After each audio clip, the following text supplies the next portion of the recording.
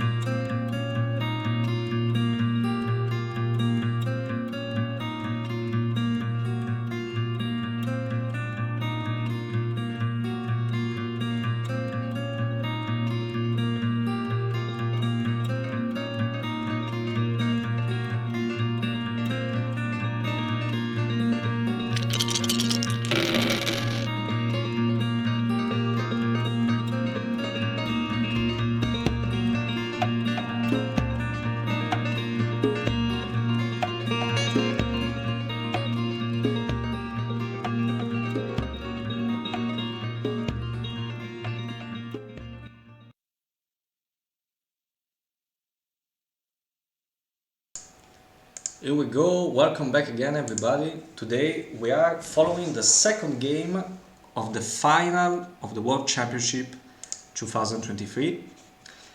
I'm the Fat Hobbit and I'm gonna be commenting this game in English for the occasion.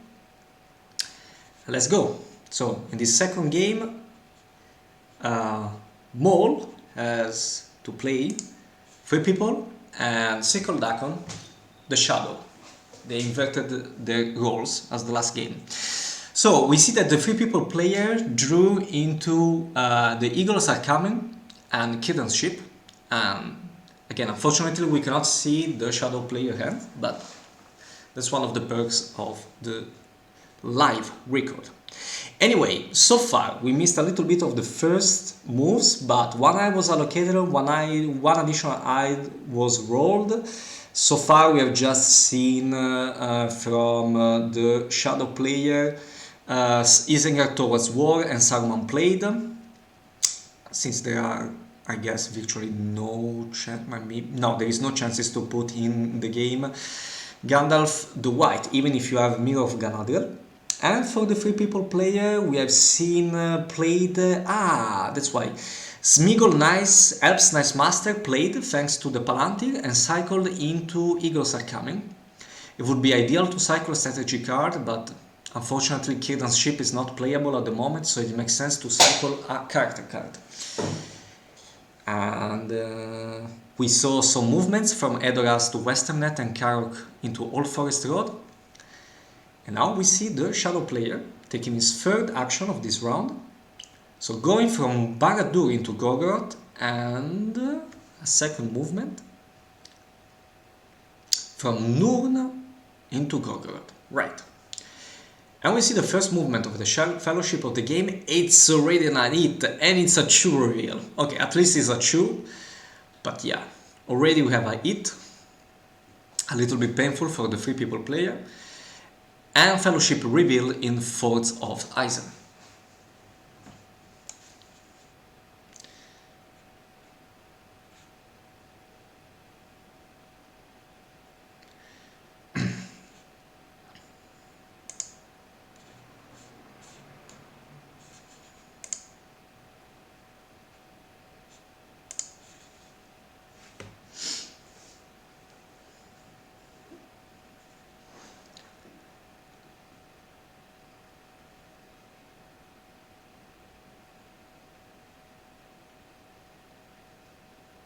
Sorry, not Forts of Eisen, I mispronounced there. It's Forts of Bruinen. Sorry, Forts of Eisen is the region just adjacent to Orthanc in Rome.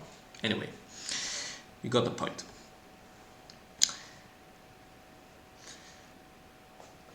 So, we see more movements of Shadow armies going from Gorgoroth into Minas Morgul and Farorad into Nirorad. And now Mole will just hide the Fellowship with his Master result, thanks to the Strider's Guide ability, which makes sense. Another alternative was maybe pushing Elves towards war, since you also have Círdan's ship in hand, but maybe the Shadow player will help 3 peoples to get the Elves to war, and maybe it's Sometimes you put a lot of energies and effort into sending the elves to war, and sometimes that all that effort is not recompensated. So it depends. But here we go with the second round. One eye allocated, one more eyed roll. Not the most exciting roll for the shadow player, a good roll for the 3 people player. And we also see that the cards drawn in this round are I Will Go Alone as a character card and Kindred of Globefindel as strategy. And we already see God of the War in play, second round in Fangor. Yes, this indeed is gonna be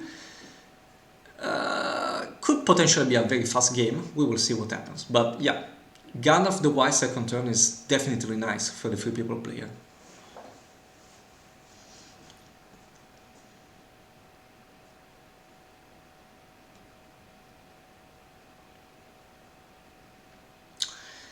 Sauron will probably move towards war thanks to this master result.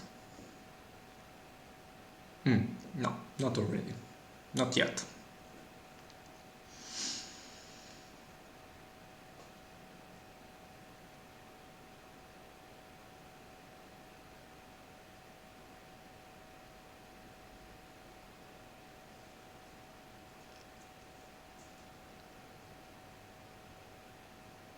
Yeah, okay. In the end, we see Sauron going to war.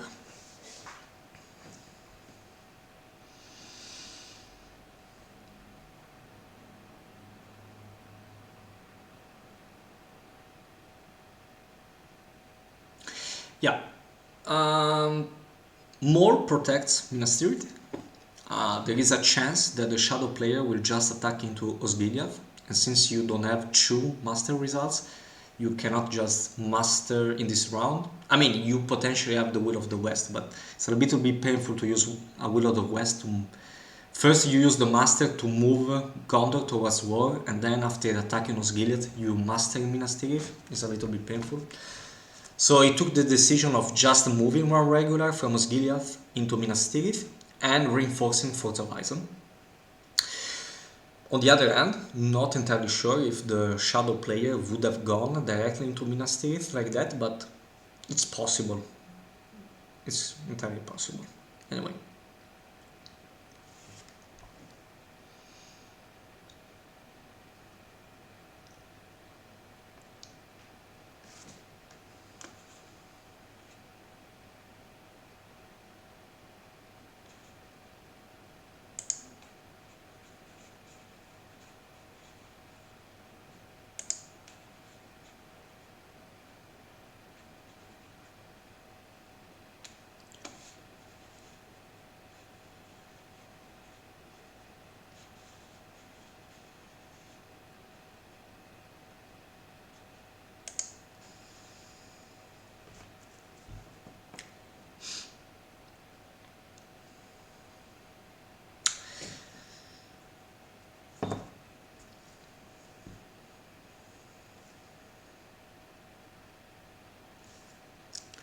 Yeah, it's kind of a pity not being able to see the Shadows player hand at this point. Wondering if he had drawn into interesting cards that he could use right now, even though I'm not sure what they could be. Maybe some Shadows Gather, or yeah, maybe some Swarm of Bats. But okay, he uses one of these Palantir results, event result die, to draw into a strategy card. And Mole passes, which makes sense. You could also just take one movement at this point, since you have no reroll on the Fellowship, because I also guess you want to take at least one movement with the Fellowship in this round. Maybe not 2, you don't want to run into the possibility of being revealed into Moria, although it depends on the circumstances. But okay, since the Shadow player had not taken the opportunity so far of moving Nazguls over the Fellowship, I guess you can still wait for it. So, not entirely sure also if that would be a very efficient move for the Shadow player.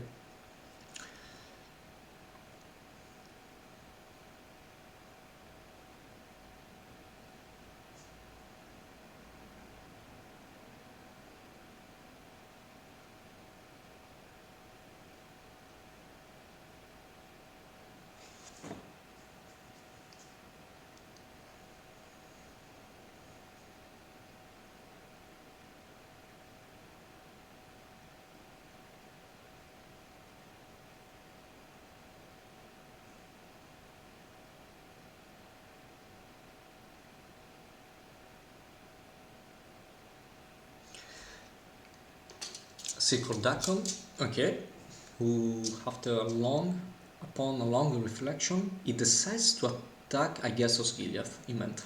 Yeah, is indeed attacking Osgiliath. Interesting.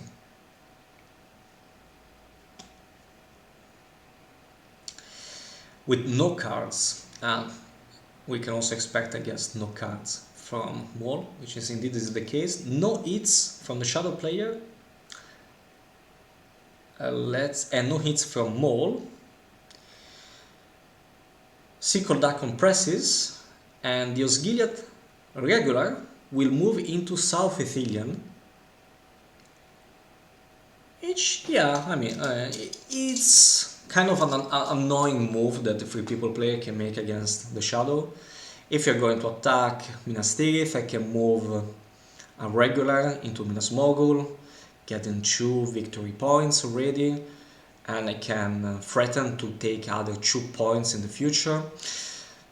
Most of the time I'm not the biggest fan of such a move, because you kind of end up just wasting half of a movement of an army die for the 3-people player, because there is virtually no possibility afterwards to take the second 2 victory points, or that regular alone will probably be retaken easily after. But okay, it can potentially slow down the Shadow player, depending on the situation. As a second movement of the Fellowship, we got a reveal into Hollin. 1 reveal, I guess it's okay. And I can imagine that with the last event, that result, the 3-people player will just hide and starting to move, possibly, at the beginning of the next round, trying to pass through Moria as fast as possible. What's interesting now is to know what the Shadow players has in hand, but unfortunately we cannot know. Let's see if we can gather some information from what he will draw or play anyway.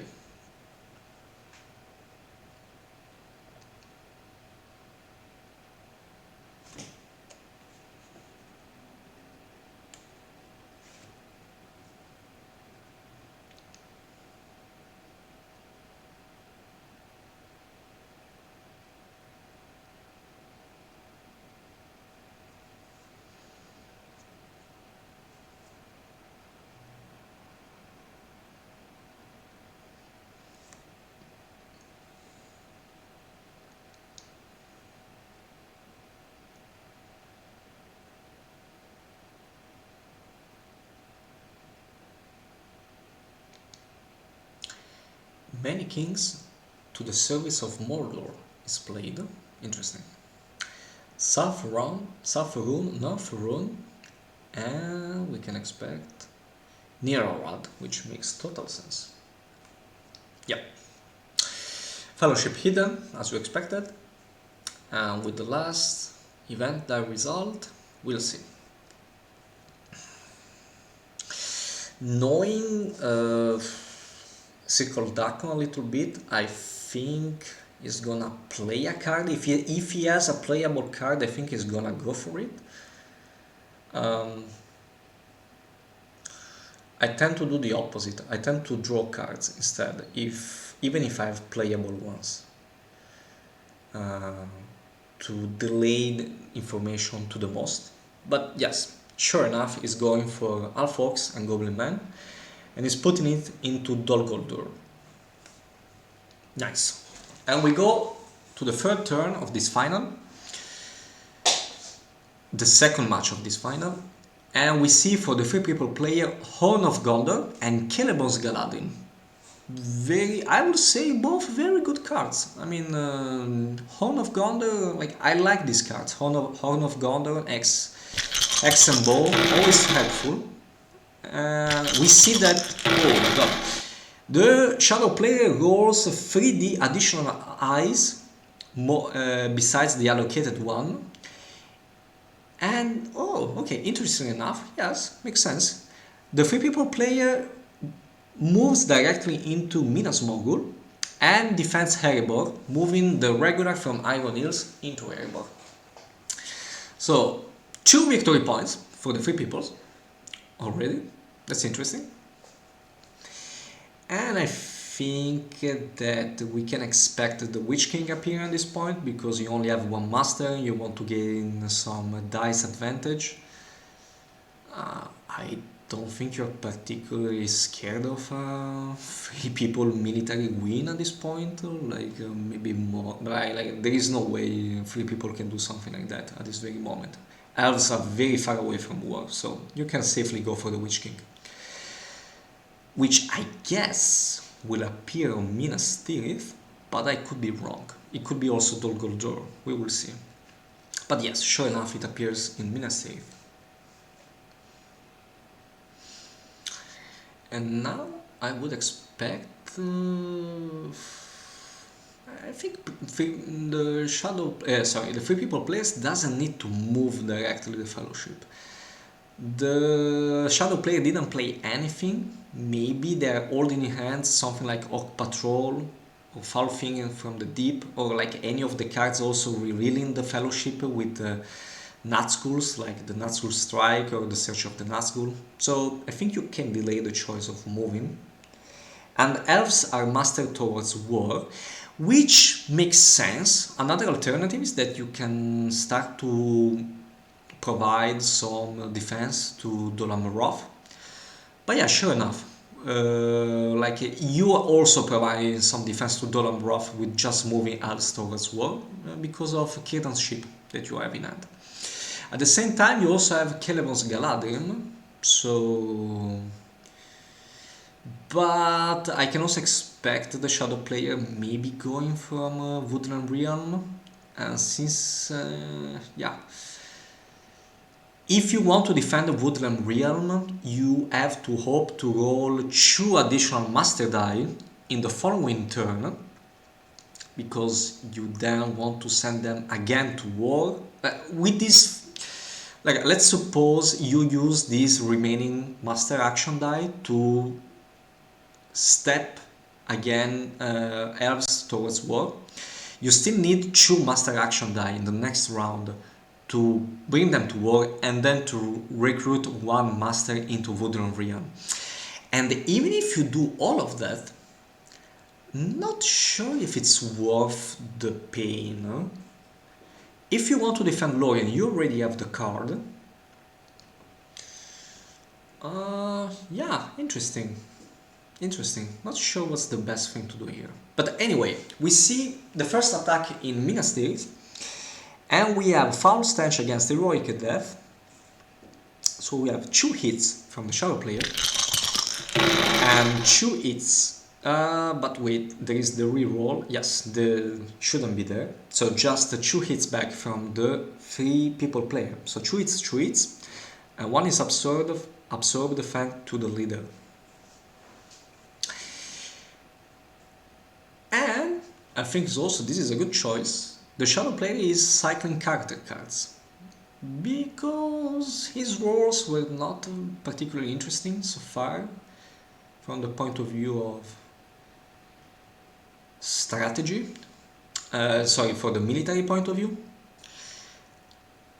I'm of the belief that even if you're starting military progression, your starting military is kind of slow as a Shadow player, you still have kind of go for it, like trying to believe it, even if it doesn't look like the best option in the first rounds, because I've seen many games turning like into a complete military rush in the latest rounds. But yeah, also cycling cards, like it's a move makes total sense. Absolutely. Your bad luck could continue go on, and maybe it's better to join already taking some progress on the corruption side of the game instead of the military one. So yeah, absolutely.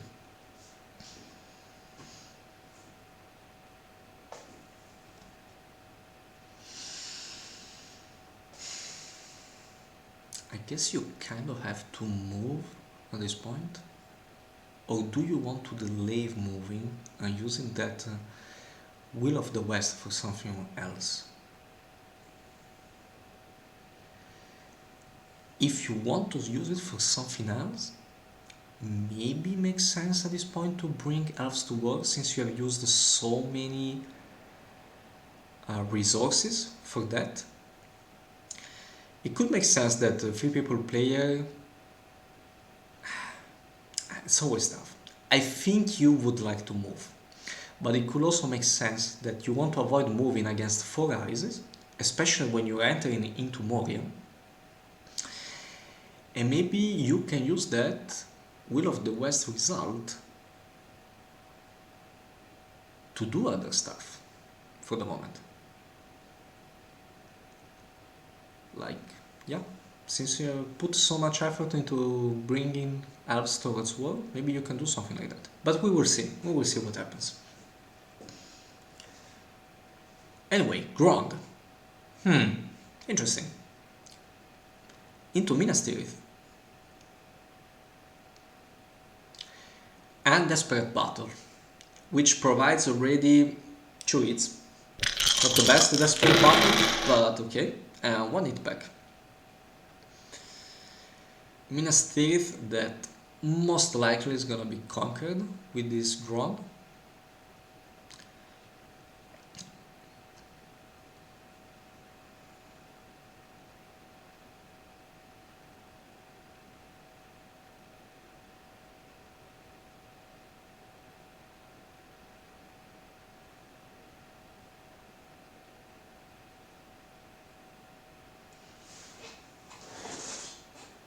Okay, a strategy card is selected for combat.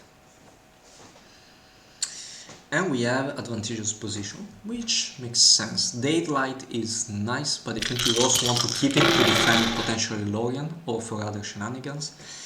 And we see only 1 hit and 1 hit back. Swarm of Bats also is gone.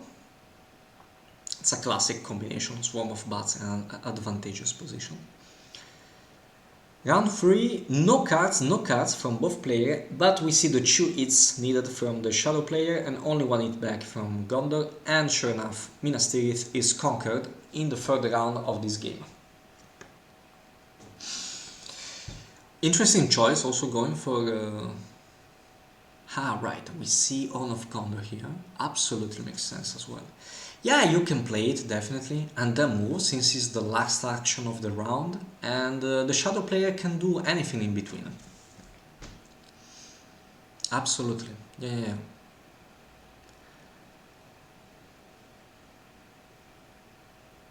So you can take 2 actions in a row as the 3 people player, because you can take the last action in this round and the first action of the next round. And potentially that's what you need to pass through safely through Moria, even though it's always kind of risky, but we will see. It grants more chances to this pass being successful, let's say.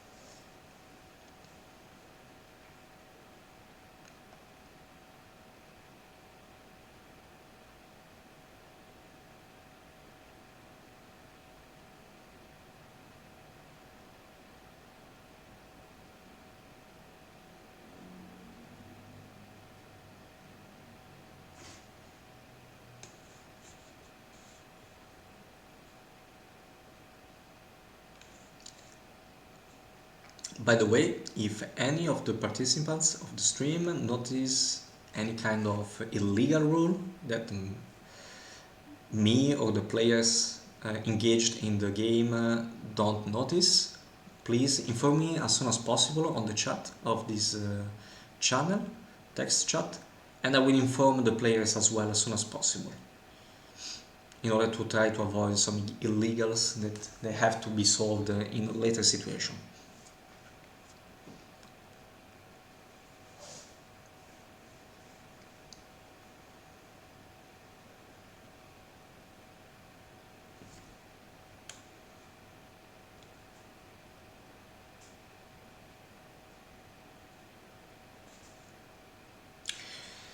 Ringwraiths are abroad. Haha, very interesting. Yes, absolutely. So Shadow players puts, after having conquered Minas Tirith, not only you reroute the leadership of Nazgûl onto Dol Guldur, going then potentially towards either the Dew line or Lorien, but also you provide one reroll over the Fellowship in Holland, increasing the chances of revealing it this round. And they also put one Nazgul over Gorgoroth. Right.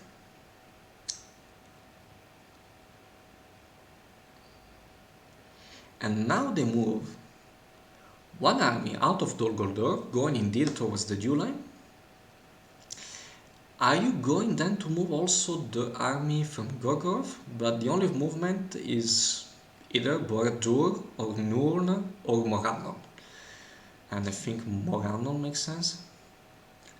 Or maybe they... okay, I guess they don't take the second movement, so they only take one movement. They prefer to keep the army in Gorgoroth, which makes sense, I think. And the Fellowship moves and it moves safely. This is good news for Maul, I would say. And we go to the fourth round, sorry guys. And we see for the 3 people player there and back again, together with the last battle. Nice combat card effect daylight, always. The Fellowship is okay, of course you don't declare into Moria. One eye allocated and no morals rolled, and this is the perfect opportunity for the 3 people player to make good progress on the Fellowship side and potentially not being revealed for Moria. There is only one eye, and sure enough, for the first movement, with the roll and the lead and the reroll provided by the Nazgul, there are no hits. So first movement safe, and the Fellowship has quote-unquote successfully passed through Moria, even though the Shadow player could always have something lurking like Orc Patrol, Foul Thing from the Deep, Isildur's Bane, Nazgul Search, or the Nazgul Strike. We'll see.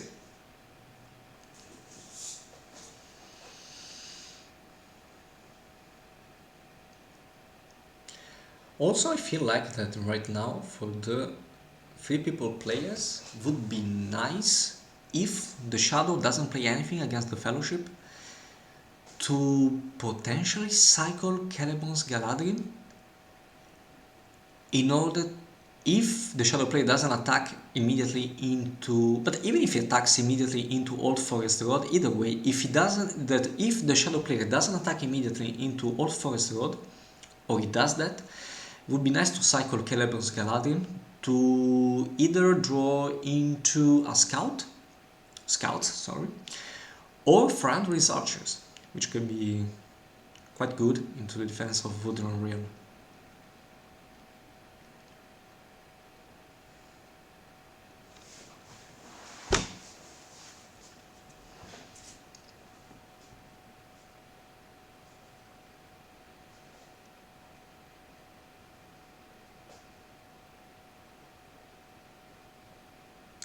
And we see the attack in Old Forest Road, indeed, no cards. We have the hit, and we have one hit back as well. So the regular did his job.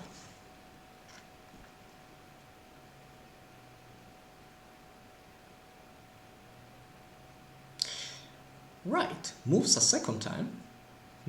It kind of ignores, Maul ignores a little bit the situation on the Dew line, which could make sense because like you have to account of the probability of actually drawing into Thranduil's Archer, which is 1/20. Maybe you're also interested in drawing something like King Brandsman. You can say it's 1/10, but still maybe the chances are kind of low. Anyway, second movement, and still safe for the Fellowship, which has been moving quite effectively so far. Even though we are in the 4th round, and yeah, you're halfway through Mordor, so maybe not the fastest Fellowship, but okay, not even the slowest. Wooden Realm put under siege. Right, and we also see the use of the ring. Mole will just capitalize on the negligence of the shadow player towards the Fellowship to just move as fast as he can. And we see Horn of Gondor playing on this Eye of One Reveal. I'm not the biggest fan of this choice generally, because I like to keep Horn of Gondor for something like Falfing from the Deep. But yeah, sure, it also makes sense. And we see Moria Tile, which is just a 1. And the total corruption of the Fellowship will go to 2. Fellowship that is 4 movements away from Mordor. It's gonna be kind of difficult to make it next round into Mordor.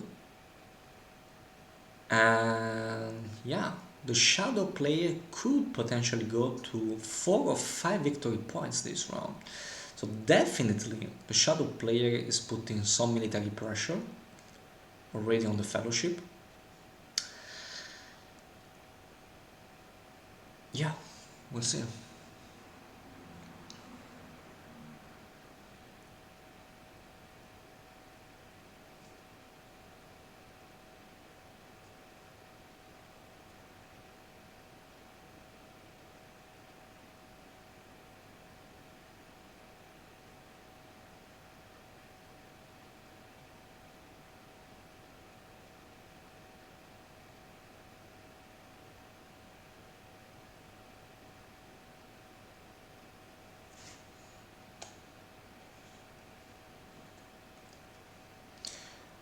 We see indeed the first siege into Wooden Realm, and Shadow player is a card and Mole doesn't play anything, and we see 3 hits thanks to Desperate Battle and 2 hits back.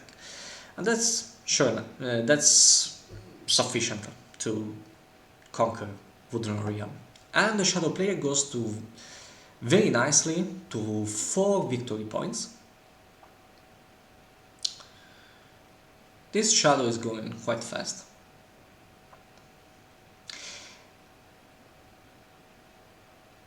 And I guess that with the 2 remaining Master Dice, we can expect Southern and Eastern going to war. And maybe you also have... I mean, you have a ring, maybe you have some cards that you want to play, you still have 2 event die results, but maybe you want to use them, one of them with an Elven Ring to move faster, maybe going as fast as you can towards Erebor and put it under siege. I would secure those points, military points over the due line. At the same time, if you already have one Shadow Stronghold already conquered, you want to go easy on using lightly the Elven Rings, because you never know of any kind of counter military attack from the Free People player. Just to be safe, maybe you want to keep those rings for any kind of shenanigans that the Free People player would do on a military side. Anyway, yes, we have indeed the Southern and Eastern going to war, and Mole has passed the last 2 actions. By the way, after the conquest of Wooden Realm, CircleDakkon mentioned that his card draw was quite successful. Would that mean that maybe has drawn into Corsairs? I think we are gonna find out quite soon, because we could see maybe a movement from Corsairs of Humber, for people less familiar with it. We could see a movement from New Arad into Humber, and since you have the dice for it, maybe we can see a very efficient Corsairs of Humber played into Dolan Roth. The Free People player will most likely master one... this is interesting. Will you, as Free People player, if that's indeed the plan of the Shadow, master one elite in Dolan Roth, or keep it to then play Kieranship? Because, well, okay, we don't have to think about such a scenario for the moment, because we see that's not the plan for the, apparently yet, that's not the plan for the shadow player, which moves all the armies from North Rhone and South Rhone into East Rhone. More passes.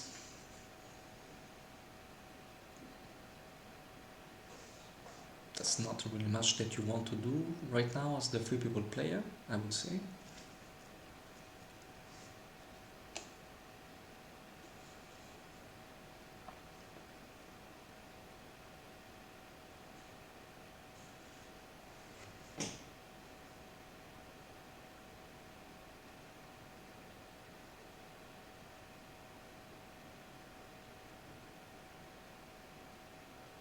Ah, sorry guys, I misread. It didn't say I like this draw. It said okay like this, comma, draw. Okay, forget anything I said. Yeah, also it doesn't make too much sense for CircleDakkon if indeed drew something interesting to make that obvious to the other player. I think you want to keep it secret for a final game. Final World Championship game. So, yeah.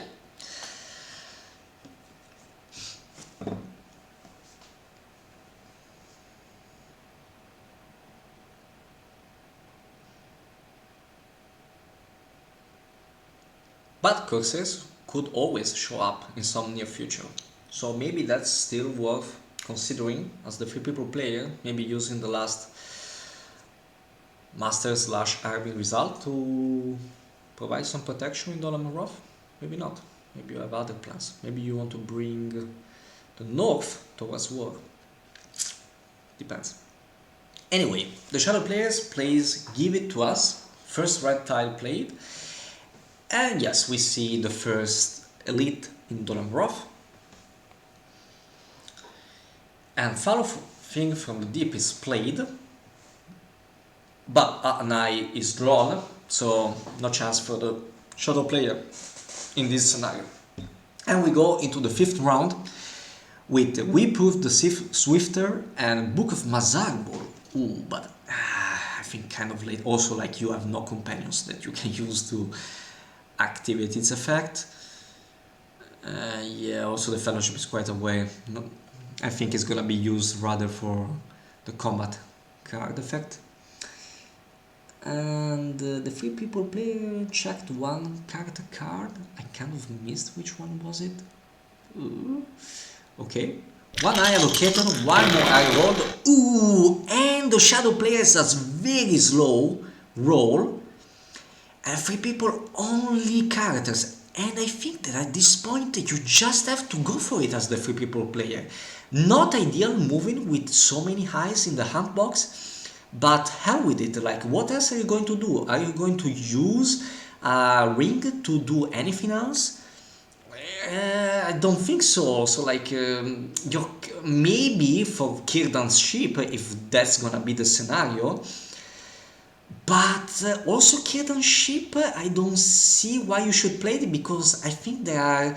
Well, it depends on the cards in hand for the shadow player, but even if he has Corsairs, the shadow player must have Corsairs and Black Captain commands to threaten any kind of attack in this round into Dolamarov.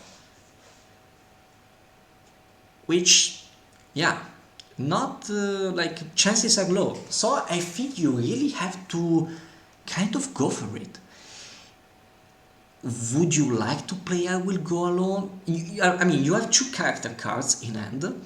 Not sure if you want to play them. I mean, We Prove the Swifter, I think it's a little bit early for that. And Will Go Alone... no, I'm not sure you want to play that. I think he has... Yeah, indeed, and as we can see, also the shadow player is going into the direction. Let's put some rerolls. Let's try to slow down this fellowship as much as we can, putting 1 Nazgul over it, and maybe redirecting some of the remaining leadership towards East Rhone. Yes, that makes total sense.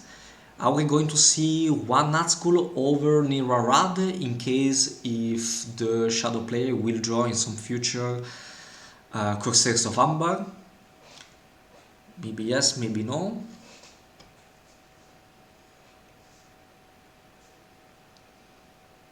Yeah, we see indeed the Nazgul into near Arad from Gorgorov, which makes sense, I think. You want to keep as much leadership as you can on East Rune. But yeah, not ideal role for the Shadow player. Absolutely not. This can be a game changer at this point. We'll see the next movements of the Fellowship. No, okay, we have... Okay, no. Shadow player reconsider completely his last action.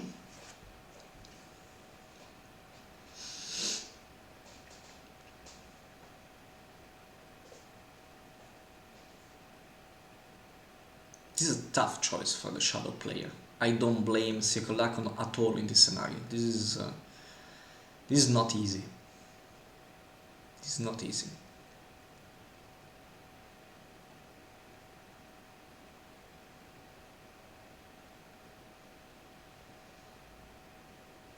We see shadows on the Misty Mountain. Right. This is also kind of good news for the Free People player, because either the only card... yeah, as Mukenin points out, depends on the next roll. User will go alone to go north and next turn to use the book. Yes, that's also another possibility, absolutely. Free People needs to get... Yeah, to separate a level 2 companion. Yes, that's absolutely. This is something that I would rather probably do with my 2 last character result die of this turn, to avoid giving that information to the Shadow player, but that makes absolutely sense, absolutely. Anyway, second movement for the Free People, and it's just a 0 reveal. So, yeah, Fellowship feeling quite good. Huh? Is it gonna make it into Mordor in the 5th round? That could be huge. I think there are some good chances. Depends what's this magical single character card in the hands of the Shadow player, but there are chances.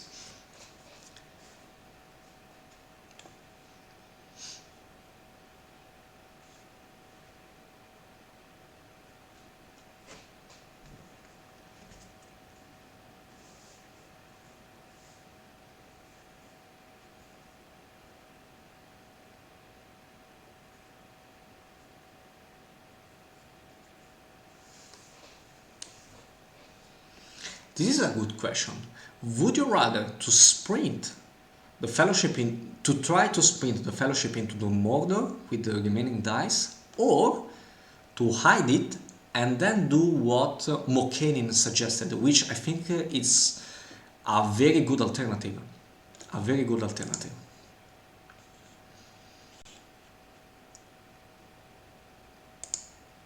At this point, maybe you're too far away, because we will go alone. You can only separate it to... No, you can still do it. You can still do the same thing. 3 movements away from Eastern Emimul, you can separate one companion on level 2 into Northern Rovanion, and then using Book of Mazarbul, sending the companion into Erebor, you can send them to war.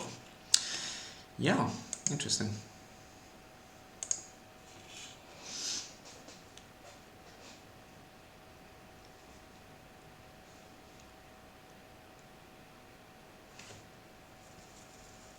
But then at the same time, I think that, yeah,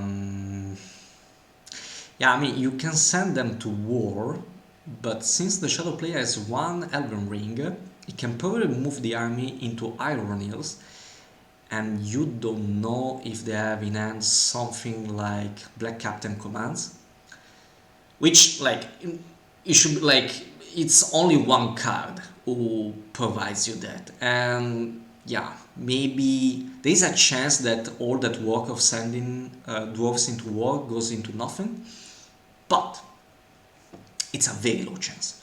You can probably put in 1 elite, but then at the beginning of the next round, that army is gonna be put under siege from the army from Iron Hills. So don't know if it's worth it. It's definitely a good conundrum.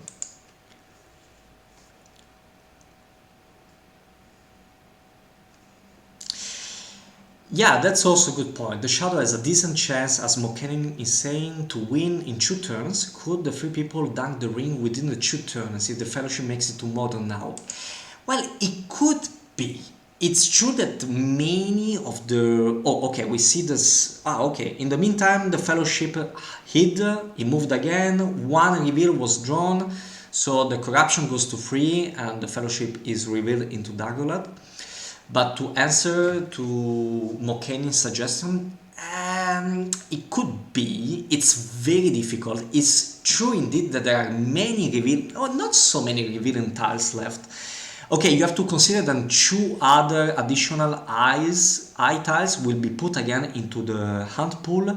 So we will have up to now in the Mordor track 5 revealing tiles and 6 non-revealing tiles. But depending on the roles of the 3 people player, it could be worth it. It depends.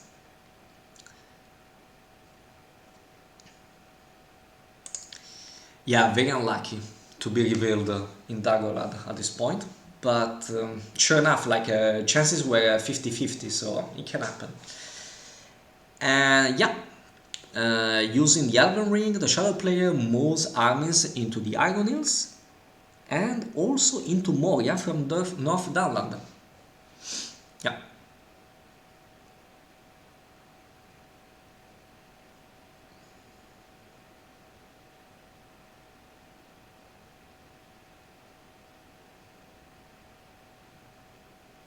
Yeah, right. They moved twice the Shadow over... they moved twice the dwarves to our world, which was not correct. The Iron Hills were just occupied, that advances them only 1 step towards war. And yeah, unfortunately the Fellowship will not make it to to Mordor, which, yeah, I mean, chances were not low to be revealed. It was a 50-50 chance. Maybe having that in mind, maybe Mokenin's suggestion of going for defending Erebor would have made sense.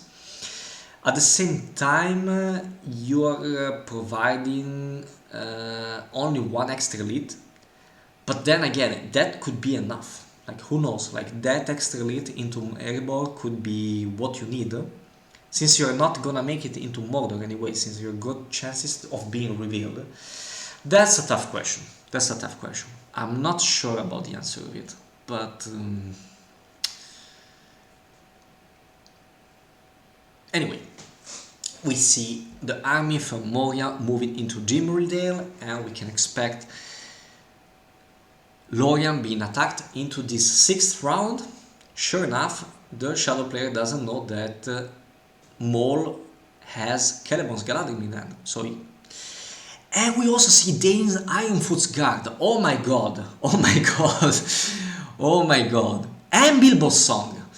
Okay, maybe Bilbo's Song, like a nice card, but yeah, nice card, definitely. 1 eye into Hunt pool, 3 more eyes rolled. Not the fastest progression for this. Oh, and no movements for the Fellowship, but luckily so that Fellowship moved so much in the last round. Now they really have to hope that the Shadow player didn't draw Cool Weather. Like, they have to hope to move and be revealed at this point. And if they're not revealed, they really have to hope that the Shadow player didn't draw Cool Weather. Oh my god. And yeah, now Lorien is tough. Unless Shadow player is bluffing and he wants to go from Dimrildale to Parth Celebrant and then proceed towards Ron. But if you're doing so, you have to be careful, because Elves are at war, a 3-people player has already 2 military victory points, and you have to be careful with what you're doing. Sure enough, you can retake Minas Morgul, it shouldn't be that difficult, but you never know.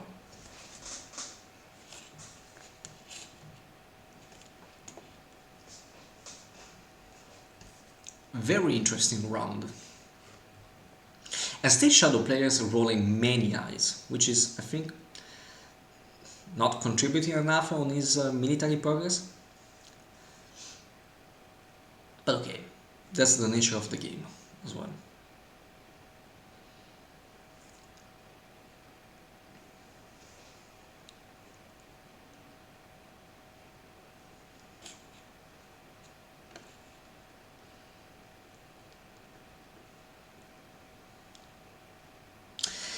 Lorien put under siege, and then at this point we can just simply expect an automatic Celeborn's Galadrim and cycling into another good strategy card for the free people. Or are you going to use the Master? Huh. I wonder why. I would prefer maybe to keep a Master, but okay, I guess it doesn't make too much of a difference at this point. Anyway.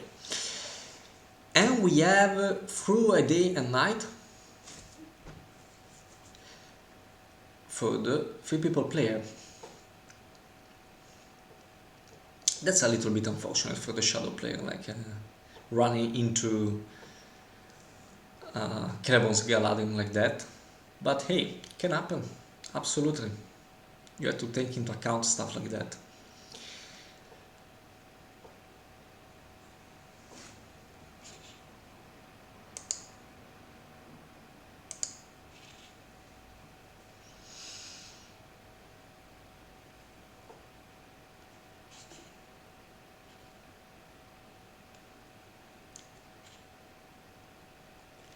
"50 minutes of game so far, and we are playing the 6th round." So also today, I think these players have been playing quite fast.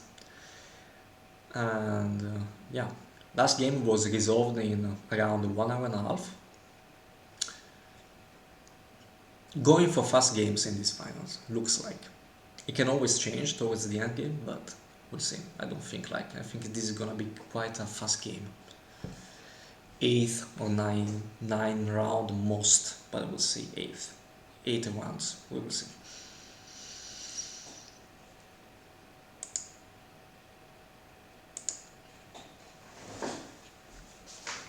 If you also want to leave any comments in the group chat, do so, and I will read it very gladly. I'm commenting, but I'm not the best commentator, you can trust me on that, so I will refer any of the thoughts of the people participating in the streaming.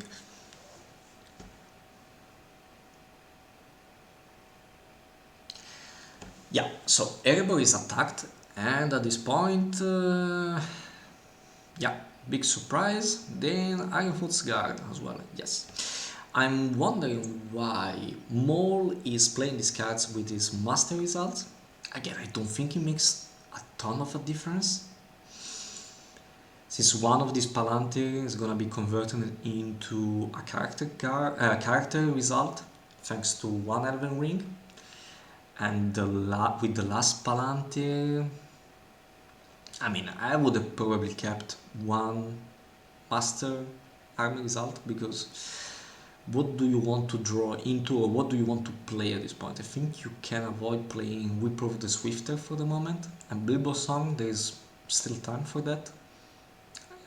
Círdan Ship, yes, you could want to play Círdan Ship, but you can also do that with the Master army result, unless you want to draw cards. Maybe you just want to draw into character cards, because all the relevant strategy cards to defend the principal points you have drawn into them, so maybe you don't have so much interest into drawing strategy card at this point, unless for combat card effects. And maybe you just want to draw character cards. That could also be the reason behind Maul's decision.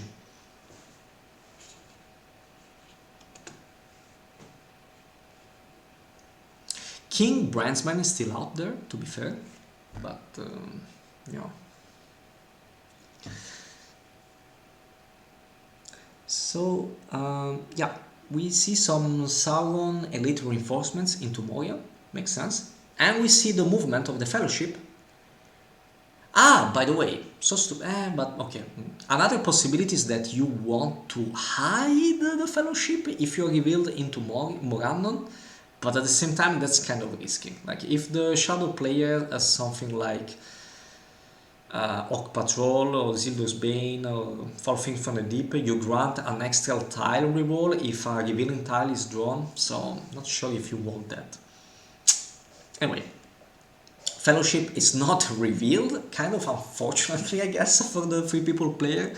Let's really hope for the 3 people player that the Shadow player didn't draw into Cruel Weather. We'll see.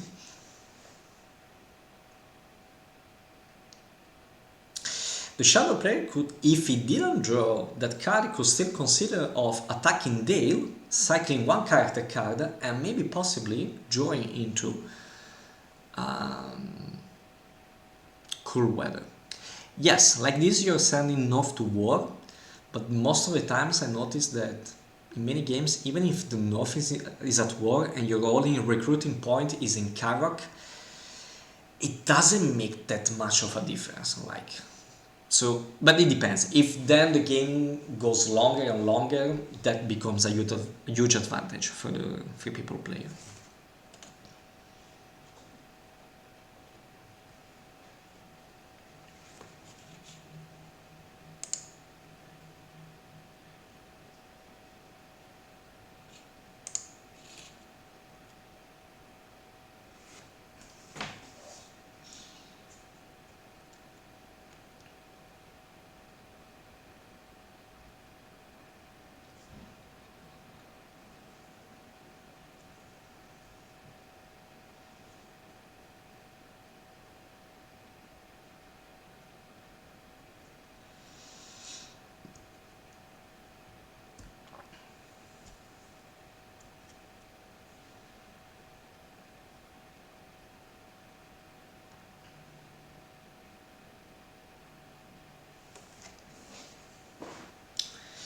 I think that we can kind of deduce by the time that CircleDakkon is taken to think that it doesn't have Cool Weather. Or maybe it does. Let's see. I don't know why you would take so much time to think about it. Shadow Lanterns. Okay, makes sense, because maybe you don't want to play it right away, you want to do some actions before, maybe you're thinking about what you're just doing before playing Cold Weather, which makes sense, maybe still has it. And we see some movements from Woodland Realm into Erebor, nice, passing around Withered Heath and into Lorien.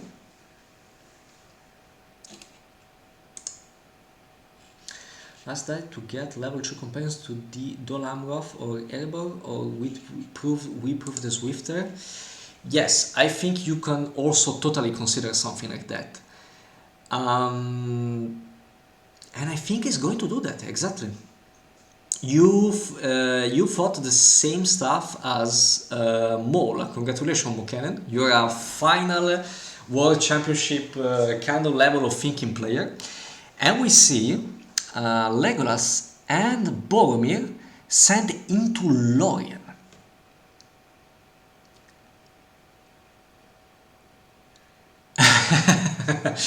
Uh-oh. CircleDakkon reaction is quite comedic. I mean, not very funny for him, but for who's watching, I guess so. Yeah, that's a good point. That's a good point.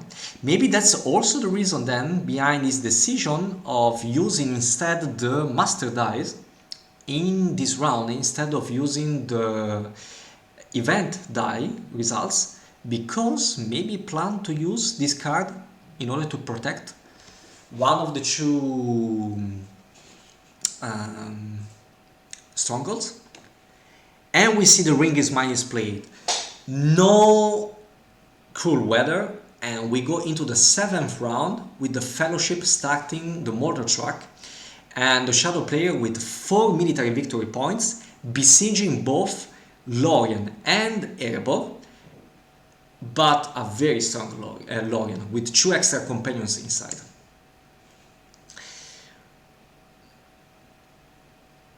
Wrong stronghold.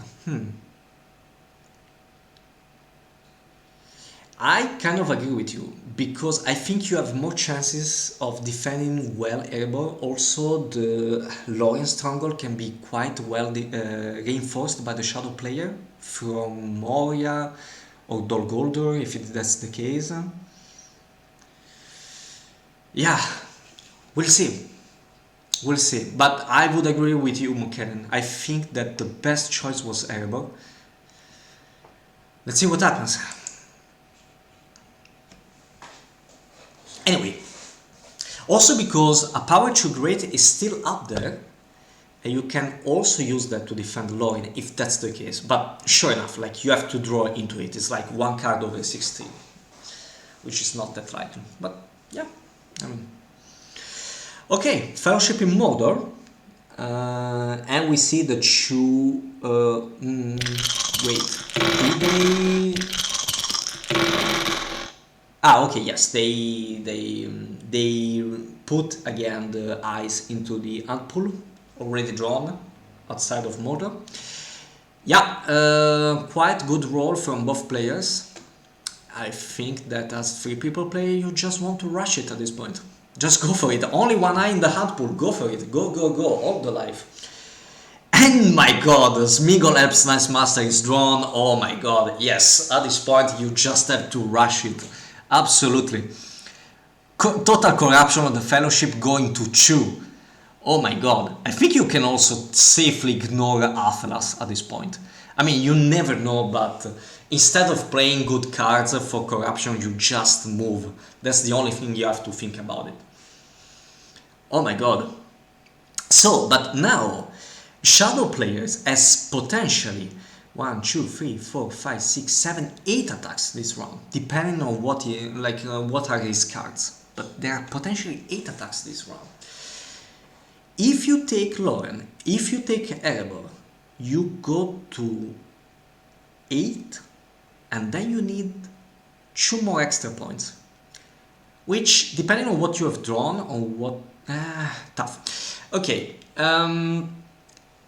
if you're very lucky, as Shadow player, you could take Erebor with 1 action. But then taking also Lorien with only 1 die sounds... I mean, it's possible, but looks tough. Looks tough. We will see. Slowly, slowly we will see. But I think there is also a chance for the Shadow player to win this round. We will see what happens.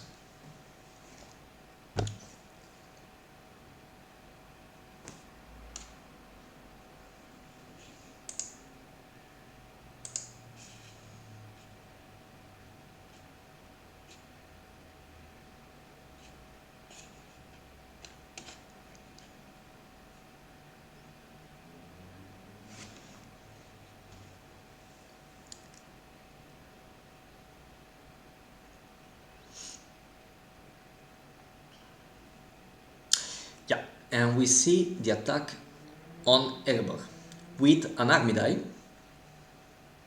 from the Shadow player. And let's see which kind of card the Shadow player is going to use for this first round of the siege. And we see a strategy card. And maybe I would go with Daylight in that case. It could be Swarm of Bats, but even if it's Swarm of Buff, I think it's okay to use a Daylight against it. But anyway, it's Devil Off attack and 3 hits from the Shadow player. Oh my god. And 1 hit back from Maul. Wow. Okay. Rolling good, the Shadow player, huh? Not bad. This situation in Erebor could finish sooner than we expected. And I guess you want to press? As a Shadow player?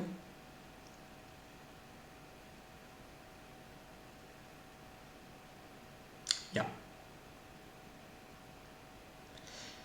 Draws another strategy card. Sound Elite is downgraded for the press. Let's see if we have a second strategy combat card for the second round of the Siege of Erebor.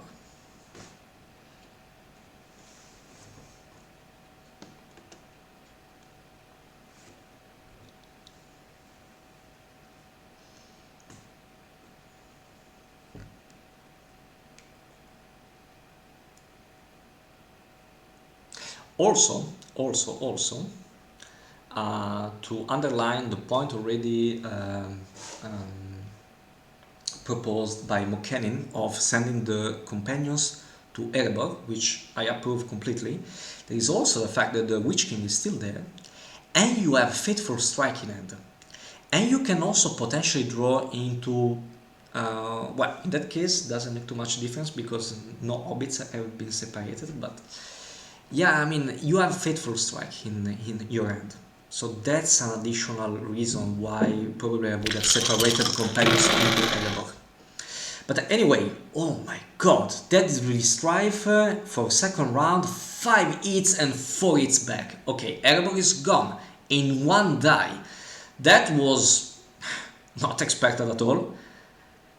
And, well, yeah, 6 military victory points for the Shadow player.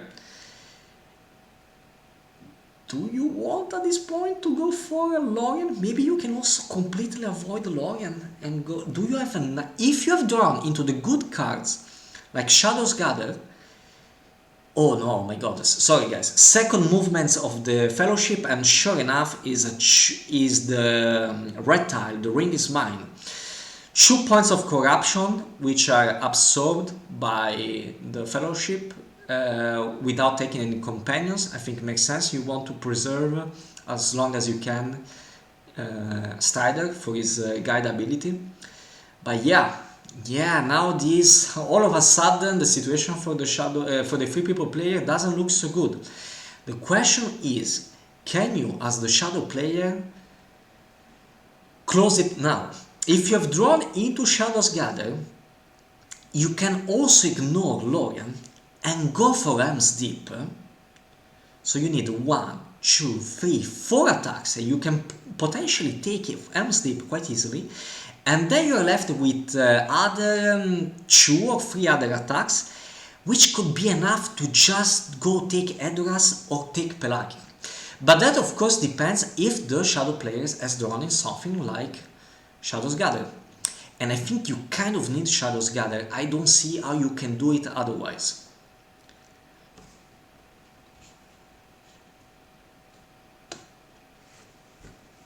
Oh, no need also to go to Pelag, like you can just simply go to Dale, like that's, yeah, that's totally an option. Yeah.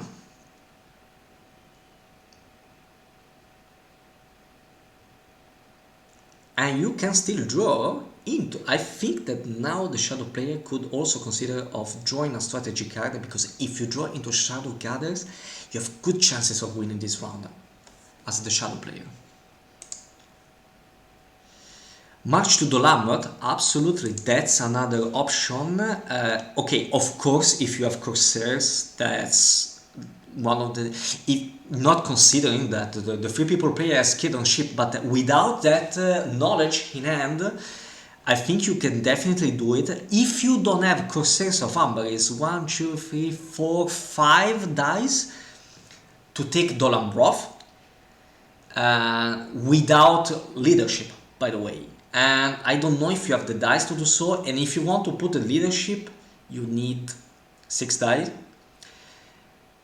And yeah, how much are left? And then you are with 1 die left. Like, not like if you have Corsairs, yes, absolutely. But then again, you are running into Círdan ship. But I think probably that's the question. Would you rather to go for Dolamrod with 3 elites inside, or to try to go for Helm's Deep? Because yeah, I don't know. That's a good question. I think I would rather maybe go for Helm's Deep, but who knows. Also because if you don't have Corsairs, like the Free People player can still recruit in Dolamrod. But yeah, I think I would go for Dolamrod if I have Corsairs of Amber. Otherwise, I would hope of drawing into... I would use that Palante to hope drawing into Shadows Gather and then going for Helm's Deep and Dale. Ah, sorry guys, no, but you still need 2 additional points. I know. but I think 1, 2, 3. So 1, 2, 3, 4. And with if you no, you cannot do it. You cannot do it. Sorry guys. Even with Shadows Gather, I don't think you can do it. And yeah. Anyway, we have seen some leadership reroute into Lorien, and 3 people player draws into a character card, which kind of makes sense. I think that if you want to speed up the fellowship, you have to kind of hope of drawing into there is another way, but at the same time you have to start losing companion if you want to use it efficiently. So yeah. But at the same time, yeah, there's still one strategy card. Okay, I think there are still... No, okay, there are several strategy cards that I would like to draw right now. It could be a Power 2 Great, it could be Imrail of Dolamrov, it could be Eomer. So I don't know, I would maybe rather draw into a strategy card at this point. But anyway, we see the first round of siege in Lorien, and Kieran's ship is used against We Come to Kill. Oh, okay, nice. First roll of the 3 people player, thanks to the charges, 3 hits. That's huge. It's rare that you see something like that. Very, very rare. Nice. And yeah, like taking regulars as shadow players because you want to capitalize on that We Come to Kill. Only 1 hit for the shadow players, and 2 hits back for the 3 people player that is doing an amazing job of defending Lorien. Wow. Let's see this We Come to Kill. Only 1 hit. Yeah. Yeah, not fantastic. I mean, it's okay 1 hit, like, it makes sense. But yeah, maybe you hope for 2 hits. Wow, but this siege is not going well for the shadow player, which indeed stops and draws into a strategy card. I think you want to hide. Yeah. Yeah. But maybe you didn't need to hide right away. You could have waited a little bit, because he has just cycled a strategy card, and clearly as the shadow player has not played other cards so far. Unless you want to move the last ring and move with your last die. But not sure if I would do that at this point.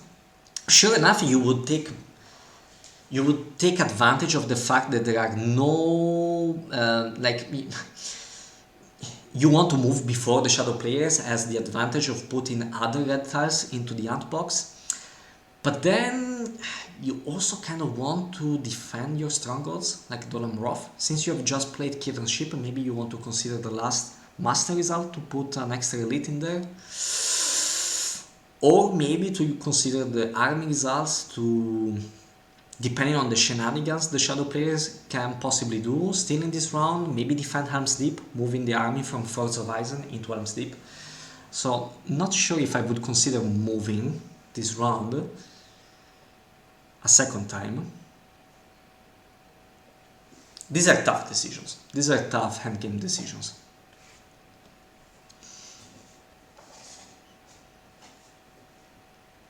Like, I would hide right away if I want to move immediately. But my point is that I'm not sure if the best thing is to move a second time. A third time, by the way. This would be the third movement. But anyway, we see the second attack on Lorien. Oh, well. And we see a character card because, yeah, maybe the shadow player is pivoting into a corruption strategy. The attack on Lorien has not gone well at all, and maybe now you want to just cycle character cards and draw what you want. I mean, as they are terrible, is still a good combat card, but oh my god, only 1 hit for the shadow player. Oh my god. And still 1 additional from Confusion for the 3 people player, which does a total of 3. Okay. Yeah. By the way, free people player trying to capitalize as much as possible on the special ability in combat with the army of the two companions, which provide a +1 on the strength of the army.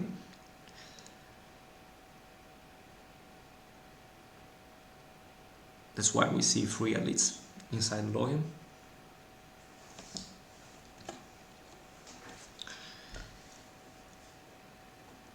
This is definitely an interesting endgame. I'm very fascinated by this endgame.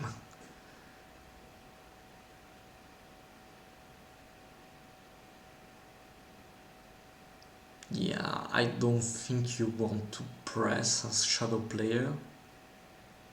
Yeah. And it cycles. Yeah, and maybe he's just going for that. He's just going for it. My only problem with that is that you don't know. Yeah, free reveal. I think you can go as a random here, exactly.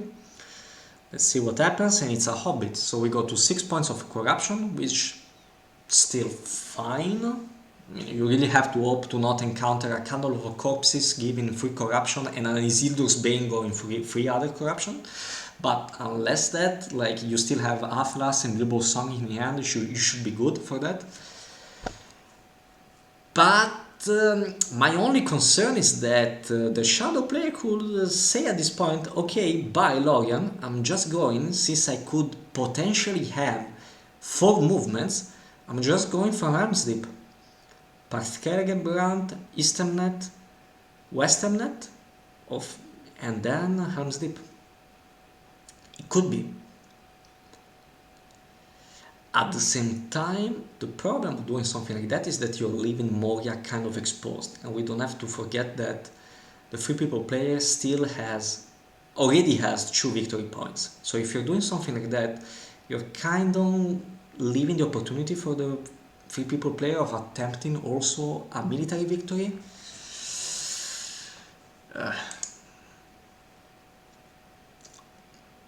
Is the mouth already in play? No. It's not in play, but if I have, this is a tough call to make. If I have Black Captain commands, I could consider which he doesn't have, because he's using the Master Die to reinforce, to bring in an additional, oh my god, and he's using, okay, not only a Master result, but also an hybrid result to bring 2 elites into Moria. No, okay, CircleDakkon is going hard on Lorien. He wants to finish that situation. I guess then that at this point we can imagine that he's gonna use a ring to bring in the mouth with the last Palantir. Yeah, I think that's good. But then why didn't you play it in Moria? And you could have moved it outside of Moria into Dimril Dale? Is this like an inaccuracy from the shadow player? Yeah, if it just said that, I think he just he didn't see that. I think he just forgot about the mouth. And he could have played it in Moria. To be fair, there is already quite the leadership in Lorien. I'm not sure if you really need that in that much extra leadership in there, but at the same time maybe it's useful to bring the mouth closer to Lorien's, because after, if you're moving the army from Lorien to somewhere else, you can just move it together with the army. Don't know. I think this is a slight inaccuracy from the shadow player.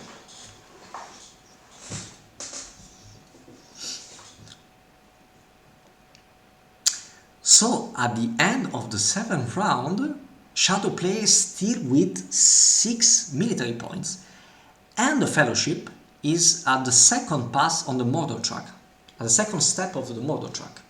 And we go into the 8th round, and we see Gwyer, which can be, well, huge in this endgame, and King Brisbane, which is also like kind of an interesting draw. but we see a lot of movements from the 3 people player that I think it will start to hide right away with and only one eye in the ant box. Yes, you hide with the Palantir, absolutely, and you try to move as much as possible. Now, the shadow players has the possibility of 1, 2, 3, 4, 5, 6, 7 attacks this round. And yeah, but it's going right away for the Day Without Dawn, which makes me think that maybe it doesn't have exactly all these attacks. I'm saying 7 attacks because it could have something like Fighting Orokai or Black Captain Commands, and it can use also an Elven Ring to attack. But okay, we see the first movement. It's a 1 reveal, Fellowship Corruption going to 7. Yeah, I mean, Fellowship looking quite good actually. Fellowship looking quite good. Wow.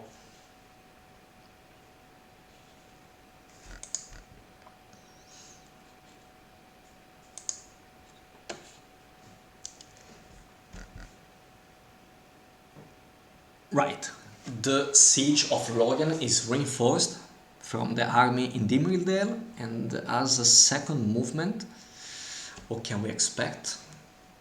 Yeah, alright, movements from Minas Tirith into Lossarnach.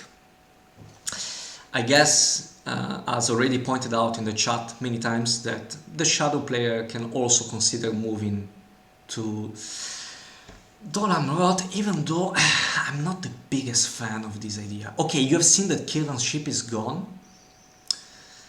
Right, that's a plus, for sure. But, yeah, I mean, yeah, it could be, it could be. It could absolutely be.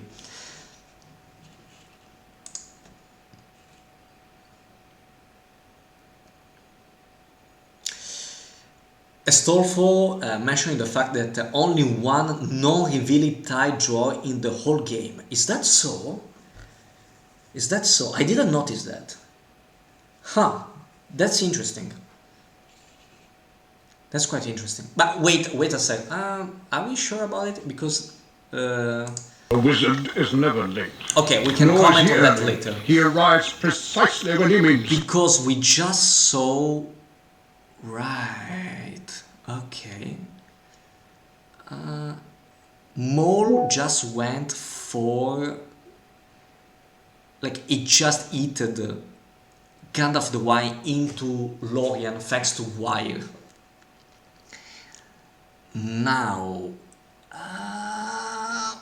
why would you do that? Like, are you afraid that the shadow player is gonna win this round? I mean, potentially there are, okay, well, definitely there is the possibility.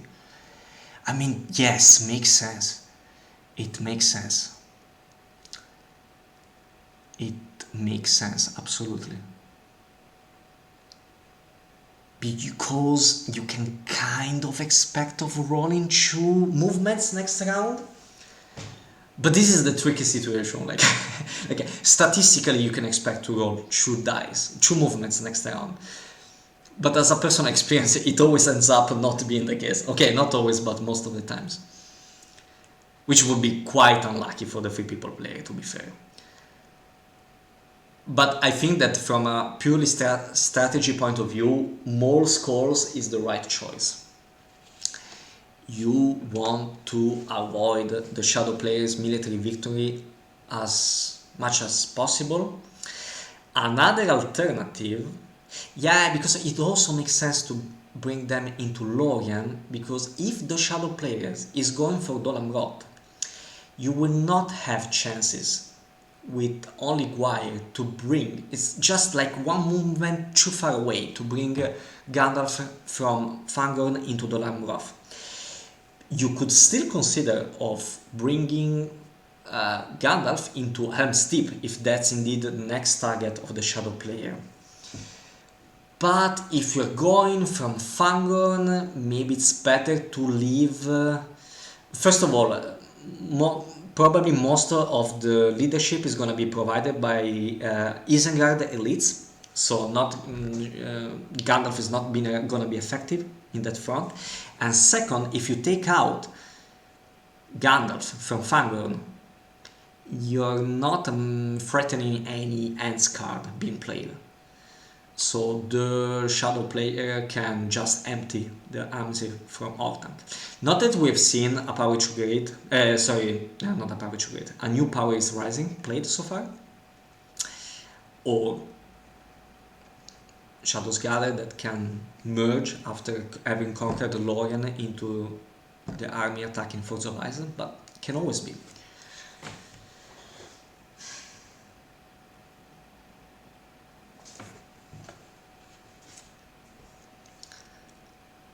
Sorry guys for the flow of consciousness, I'm thinking at 2000 things at the same moment right now. So stuff is coming out of my mouth kind of in a messy way, and not in a very coordinated way, but yeah, I'm trying to figure out all the possible scenarios and lines of this endgame.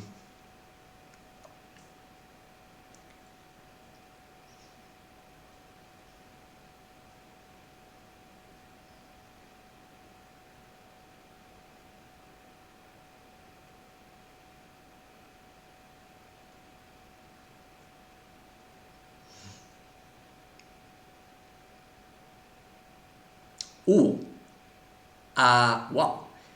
A character die is used by the shadow player to move the mouth from Dol Guldur into Lorien. And moving also some Nazgul into indeed West Arundel. So I think we can kind of expect Dol Amroth. So if we use one die to attack into Lorien, and supposedly we conquer Lorien with one die, we're then left with 1, 2, 3, 4 more action, which could be just enough to take Dol Amroth. Which could be just enough to take Dol Amroth. 1, 2, 3, 4, yes. Okay. Unless... no, okay, so rethinking everything. It's rethinking everything. But the fact that he showed this move, yeah, I think... yeah, I don't know. Not sure. Not sure what's going on, honestly, from the shadow player point of view. We just need Pelagir and Dale if we take Lorien. That's also true. That's totally fair. Yeah, indeed. Yeah, you don't need to go to Dol Amroth. You just need those two. Totally fair.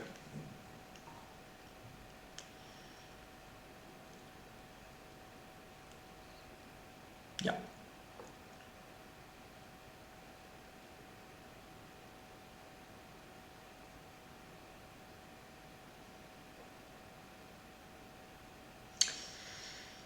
Yeah. This is very tense. It's totally, I think, the right decision from Maul to move then Gandalf the White to Lorien. Totally.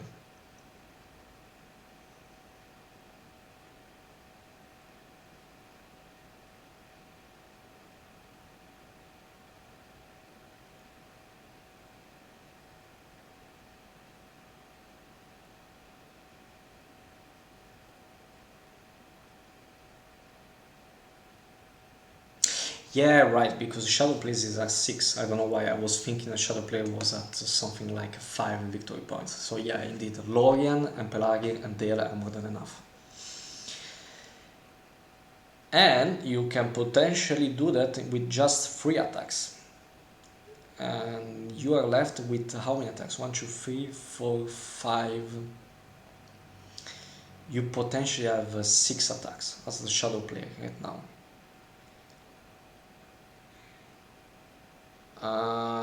Yeah, but you have to hope that the siege on Lorien is going well.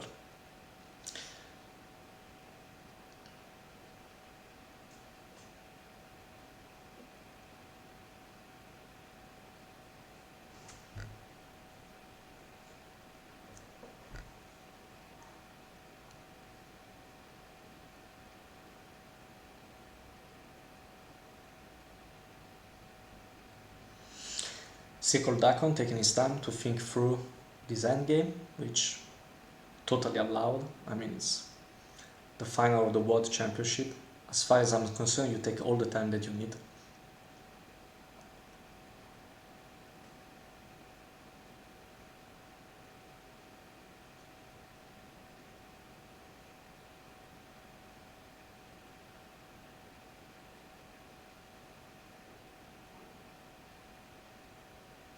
I mean, are not low the chances for the Shadow player to conquering Lorien. Also, I mean, yeah, not low at all.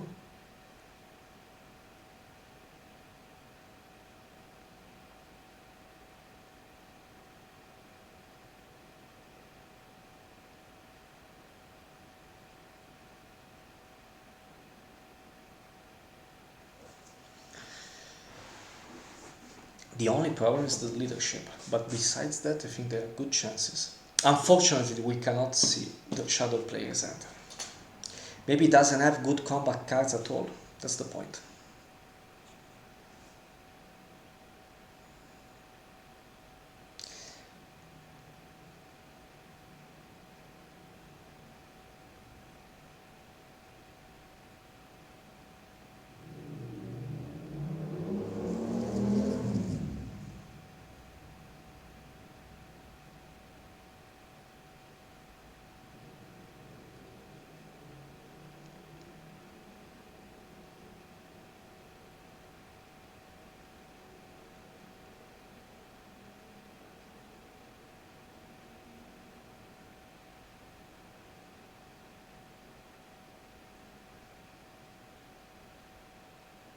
Okay, Lorien is attacked.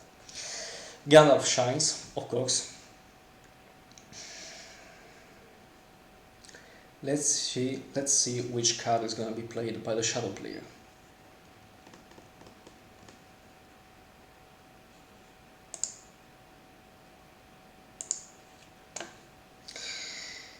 And it's a strategy card. And we see Sudden Strike. Ooh, okay, but it's a Swarm of Bats. And oh my god, terrible roll for the Shadow player. 1, 2, 2, 1, 1. Oh my god. Terrible, terrible. 2 rerolls from the elites of the Isengard. And 3 hits from the 3 people player, 4 hits from the 3 people player. Oh my god. This is huge. This is huge. This is a huge combat.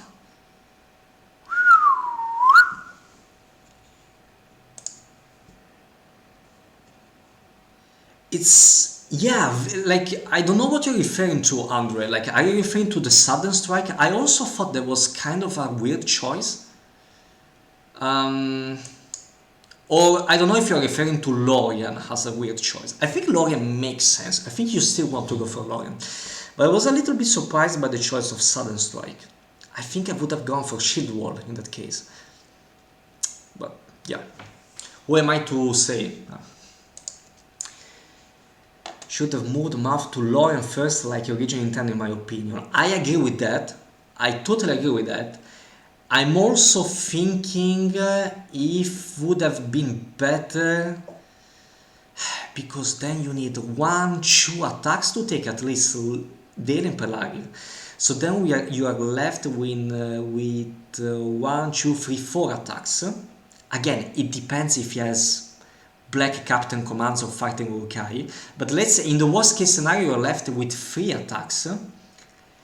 I think you can use one of them to move the mouth there. I think it only makes sense. Yes, I would agree with that. Yeah. I agree with you guys.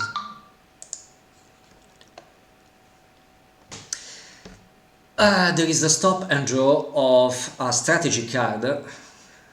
Yeah.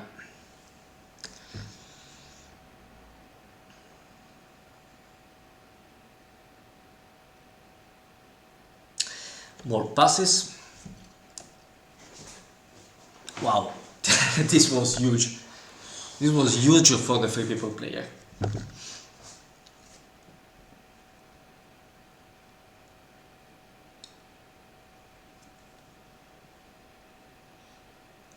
and we see Easy switching for arms deep right now.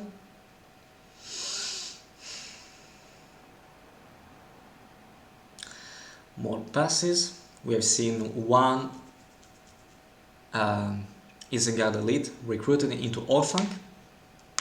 By the way, not through the Saruman, Voice of Saruman special ability, just a regular elite, which makes me think that maybe the Shadow players has something like Shadows Gather in hand. Maybe.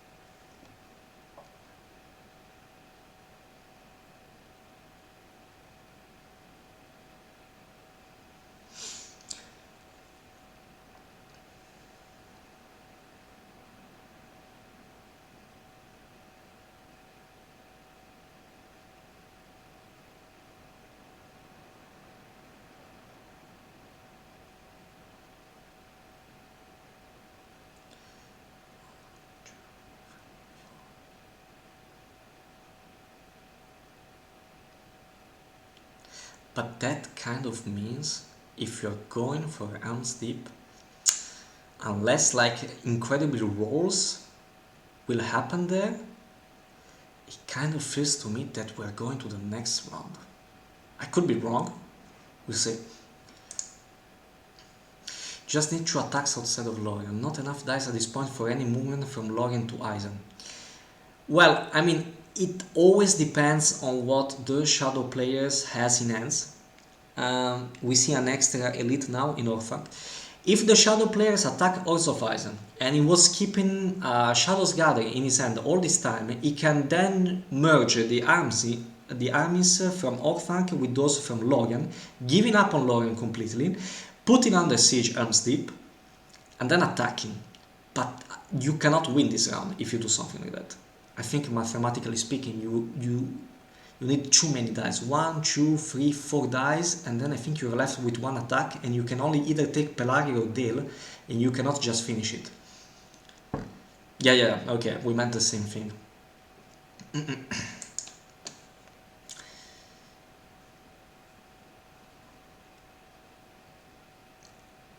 Okay, but none of the things that we have just said happens. We see some leadership pivoting towards... Okay, we see the Witch King and some Nazgul, actually many Nazgul, into West Arundel, some Nazgul in Orthanc, and just the mouth left in Lorien. More passes, absolutely. Wow, we're going to the 9th round, I think. Pelagir is attacked. I mean, there is still a chance that Pelagir is conquered, Dale is conquered, and with the last die also Lorien is conquered. Maybe it's fighting over Kai, the last card. At this point I would suspect something like that. But yeah, Pelagir is conquered, no problem. 1 hit back from that regular that retreats into Lamedon.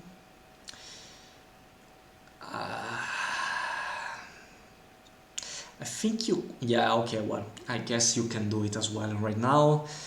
Fellowship hides. I guess you could wait for... yes, because... right, no, you can do it now because the Shadow players cycled 1 card that I missed. It was a character card. Nazgul Search with Foul Stench, right? And now we see Lamedon. Okay, no, okay, no way for the Shadow player to win this round. And Lamedon is attacked. And it's, yeah, conquered. And we're gonna see, thanks to the ring, the attack on Dolam Roth. We see another cycle of character card, very well played by the Shadow player. He's trying to cycle as much character card as possible at this point. It just used again, I think, the Nazgul Strike with the Black Breath to cycle. Yeah, I guess at this point we're gonna see a ring to put under siege the Lamroth. Or do you want to use it, that Palantir, to draw a character card? Haha, that's a good question. That's a good question.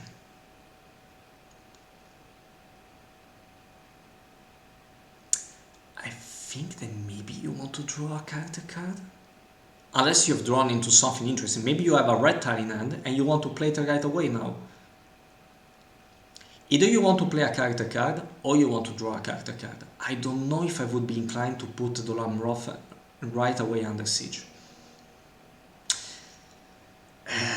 Tough call. Tough call.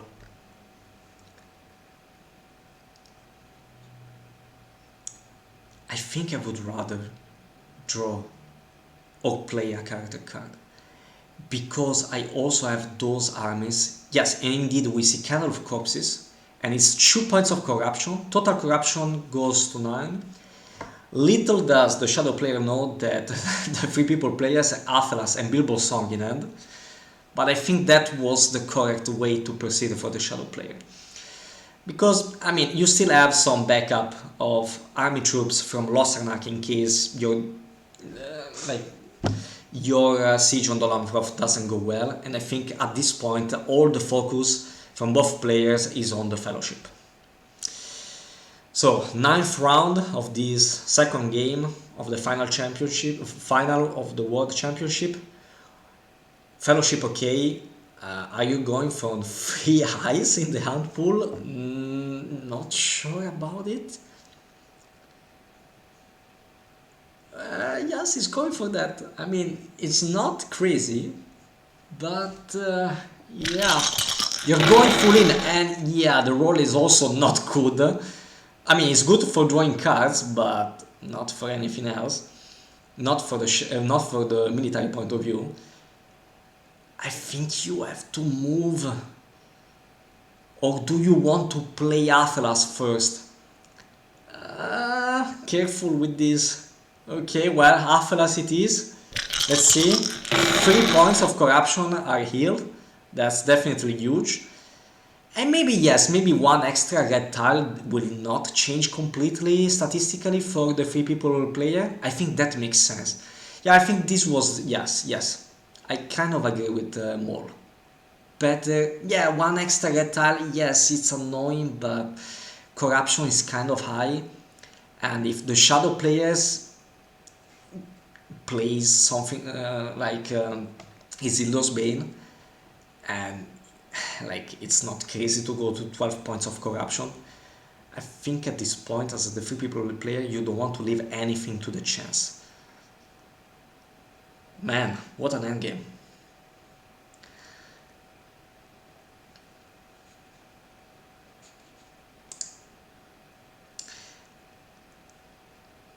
Yeah, you also cannot lose Strider. I mean, it depends. It depends. If you move and the first tile is a free, you can kind of consider it of losing Strider. And then if you move again, the only tile that will stop your win is the red tile, which is 1/9. But yeah, I agree with you that... by the way, there are no frees. No, there are too many... Yeah, there are too many revealers in the hand pool. Absolutely. So I agree with you, Astolfo. I think that you cannot... Yeah, you cannot lose Strider. Absolutely. That's the hand user, sorry.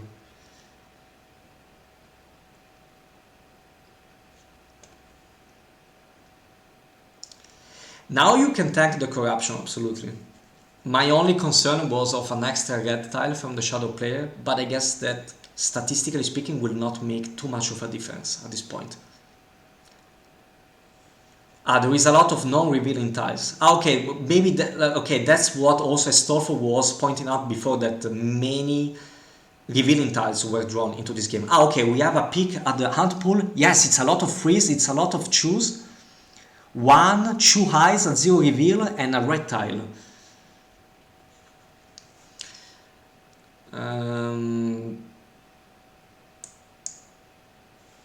Yeah, that's also a good point brought out. That's also a good point from Summer McLovin. With so few highs in the hand pool, not sure if it is a good choice to put so many highs. But then at the same time, how many dice do you need to win military with the? Yes, I mean you need just one die to take Dale, and then one, two, and maybe 3 or 4 dice maximum to take Dolamrov. So maybe you need something around 5 dice to win militarily.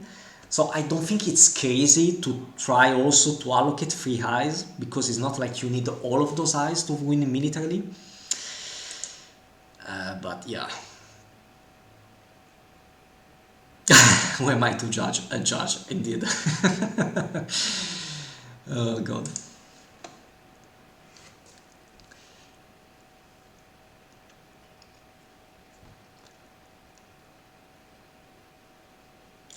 Dolamrot is put under siege, which makes me think that he has. Oh my god, the character cards of the free people player, the shadow player, must be terrible, or if not terrible, he must have drawn into something like Orc Patrol or Foul Thing from the Deep or Isildur's Bane. My god. Okay, movement. It's a chew and it goes as a random, which makes total sense to me. And it's Mary, and we go to 7 points of corruption. And I think that unless we will see the red tile, this is game. Wow. Wow, I did not expect this at all. Like the free people player did an excellent job in the second part of this game. Wow.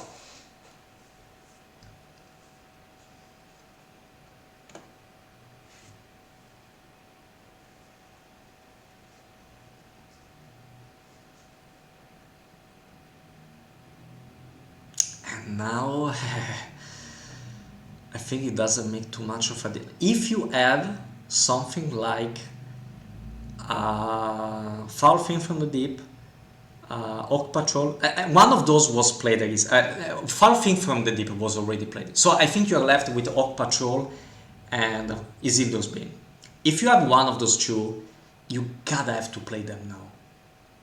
You kind of have to do it. I think a 0 reveal is left.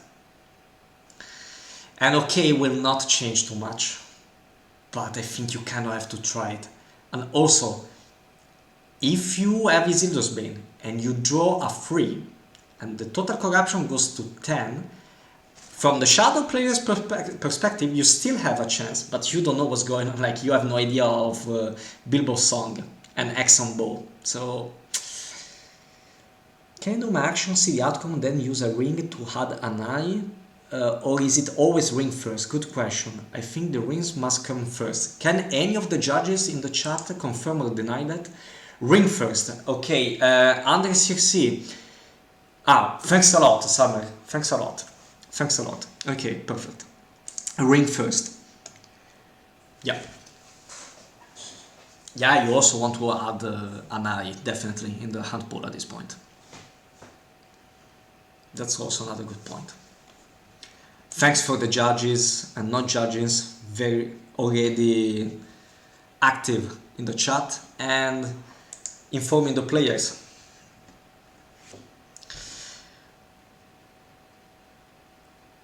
Right. Yes. We will see an extra eye allocated. Which die was converted? I cannot remember, to be fair. Yeah, I cannot remember now.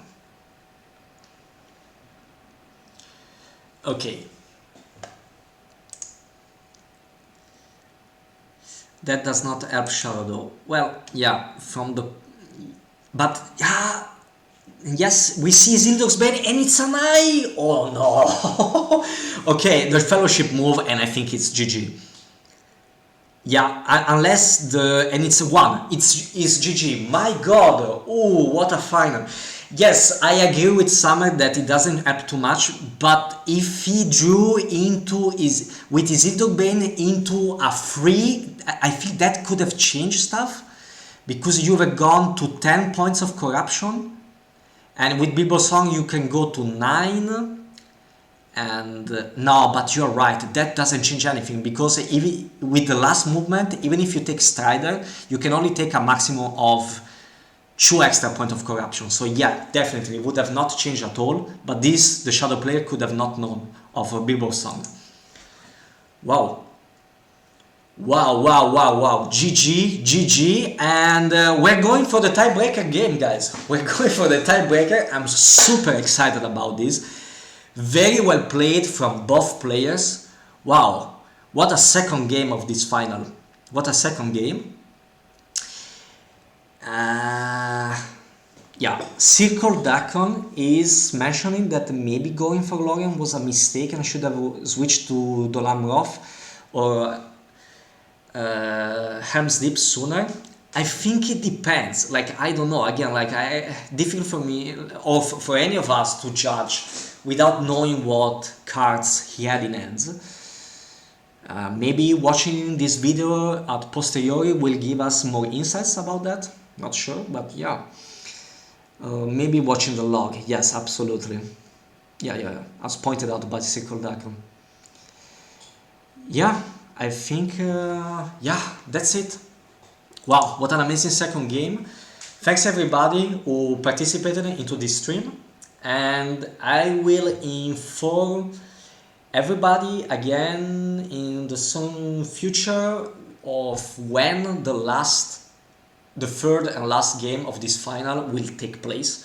I'm gonna ask CircleDakkon and Mole whichever best date is gonna suit them for the last game, and I'm gonna go inform everybody on the tournament announcement channel and also the WOT content channel. Thanks everybody again for having tuned in, and we see you for the next time. Bye bye.